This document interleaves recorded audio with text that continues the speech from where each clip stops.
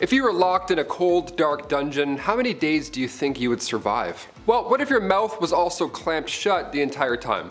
That would make it a bit harder, wouldn't it? Welcome back to Bumblebee. Here are the top 10 brutal punishments from American history that will give you chills. Number 10, ball and chain. We've all heard the phrase, the old ball and chain, but how long ago was a ball and chain actually used as a punishment? Turns out, not that long. The ball and chain was used at Folsom Prison in California in the 19th century. Now, Folsom State Prison is California's second oldest prison, long known for its harsh conditions in the decades following the California Gold Rush. Now, these balls and or chains were a perfect example. It was cheap, it was efficient, and it was a pretty brutal punishment. You're not going anywhere. The old ball and chain was also used in Angola prison in Louisiana until fairly recent. Now, when you think about the fact that the Mississippi River is on 3 sides of that prison, a ball and chain feels like it would work 9 times out of 10. Unless you have the calves of Michael Phelps, you aren't swimming anywhere with one of these wrapped around your ankle. Number 9, stranded outside. It turns out Judge Michael Ciccinetti has given out more than one unusual sentence. Why this judge gives out wacky sentences is beyond me, but here we are. In November 2005, Michelle Murray allegedly abandoned 35 kittens in 2 Ohio parks. Yeah, not 1, not 2, 35 kittens. That's horrible. Now, without going into detail, these kittens obviously didn't thrive after this point of abandonment. So the judge simply asked Michelle, how would you like to be dumped off at a metro park late at night, spend the night listening to coyotes and raccoons crawling around you in the dark, and sit out there in the cold, not knowing where you're going to get your next meal, and not knowing when you're going to be rescued? Yeah, pretty heavy question for a judge to ask you, pretty loaded. So Judge Ciccinetti brought the smoke. He told her that she has the choice of jail time, donating to the Humane Society, or spending 1 night alone in the woods. She chose the latter. She spent the night in the woods like she was camping. That sounds pretty terrifying, but also sounds like she got off far too easy for what she did. She let 35 kittens go in the wild and she got to go camping? Okay, that's a bit not fair. Number 8, solitary confinement. You're grounded for a while. Get down there, you're not coming back out. Solitary confinement is the act of isolating prisoners in a small cell with minimal human contact. It was used to reform and punish, only most of the time the prisoner went insane. Yeah, sorry about that, we forgot about you. Solitary confinement was introduced in the United States in the 1700s among religious groups. See, at first, they thought that isolation with a Bible in your hands, well, they thought that would lead to rehabilitation. It didn't, they just went mad with said Bible. The practice expanded significantly in the 19th century when it was viewed as a humane alternative to prevailing methods of punishment like public floggings. However, by the early 1900s, it had lost its charm due to its high cost and the fact that it was highly unethical. It would return as a common form of incarceration during the tough on crime political period in the 1980s and 90s, but otherwise you're not going to see this anymore. Thank the Lord. I thought being grounded was bad as a kid. This sounds brutal. Number 7, the drunkard's cloak. The drunkard's cloak was a form of punishment used in colonial America for public drunkenness, as you would have guessed. Offenders were made to wear a barrel with holes cut out for their head. I almost said heads and arms. They don't have 2 heads. With a barrel with holes cut out for their head and arms, making them a spectacle of public humiliation. Now, this punishment aimed to shame the individual and deter others from similar drunken behavior out and about. The last recorded use of the drunkard's cloak in America was in the early 19th century. Thank God this one's gone. That'd be pretty funny though. You walk down the street, someone wobbling, you're like, okay, you got a little crazy last night. Maybe a bachelor party? Who knows? There's 5 of them. They're all guilty. 6, tarring and feathering. Tarring and feathering was a form of public punishment, and of course, the feathers, you're quite humiliated when this happens. The offender was stripped, covered in hot tar, and then rolled in feathers. They look like a chicken, I guess. I don't know what the whole point was for this. The punishment often targeted tax collectors and other unpopular figures during periods of unrest. Tax collectors, they're like, yeah, go bathe in the tar. This is crazy. Who did this? The first recorded use in America was 1766 against British customs officer John Malcolm in Boston. He was the first. God, that would suck to be the first to get tarred and feathered. Oh my God. Imagine hearing that. I'd be like, what? You're making this up. It continued sporadically through the 19th century, with one of the last known instances occurring during the early 1900s. It didn't last long. The practice eventually fell out of use as legal systems evolved and more humane methods were adopted. In other words, we said, you know what, that's a bit much, isn't it? That's probably a bit much. We should just do something else. Number 5, the electric chair. This next one here is quite shocking.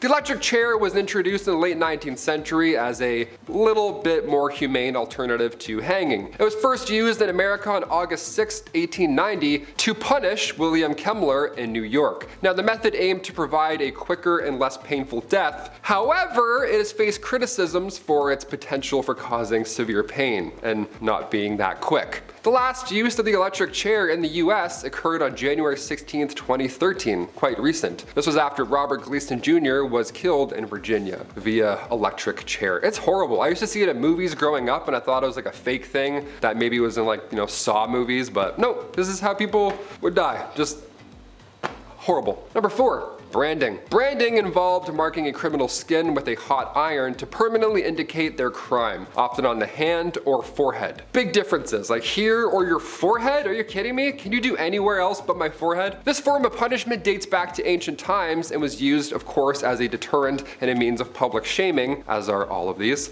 In America, branding was first used in the early colonial period, using the method for crimes like theft and blasphemy. One of the last recorded instances of branding in the United States was in the early 19th century, and societal views on the punishment eventually, thankfully, evolved, and such methods were replaced by incarceration and other normal, if you want to say that, normal forms of reform. Imagine being the last guy being branded. What?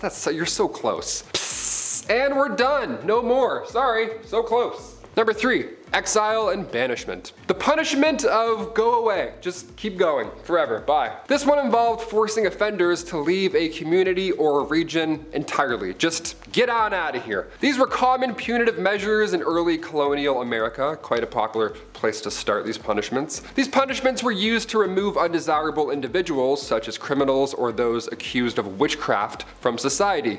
Yeah, you're either a thief or a magician. See you later. We don't take either of those. The practice was rooted in English common law and aimed to protect the community while punishing the offender in a more chill way. One of the last notable instances of exile in America was the banishment of Mary Dyer from the Massachusetts Bay Colony in 1659 for her Quaker beliefs. Now, as the legal system evolved, exile and banishment were largely replaced by imprisonment and fines, but I don't know, I'd rather just be sent off away. That sounds way easier. You know what? Go start fresh. Just don't do it again over there. Bye. What? Alright, easy. Number 2, Pamphlet Punishment. This one is very recent and it's so bizarre I had to include it in today's list. In May 2011, an Ohio couple, Grace Nash and Bruce Crawford, they both ignored flood emergency warnings and stole an unregistered raft. They then made their way to the Grand River for a hazardous swim. This was reported by CBS News, and if the headlines weren't bizarre enough here, wait until you hear their punishment. When they made it to land, they allegedly misled officials about the details of this misadventure, but eventually the couple came clean and they admitted to the whole thing and they got a 90-day sentence in jail. Now here's the kicker. 30 days were knocked off immediately, and Ohio Judge Michael C. Canetti gave them an option to knock off the rest of their time by standing in a children's pool, wearing life jackets, and handing out water safety pamphlets during a food festival. They would stand in a pool and hand out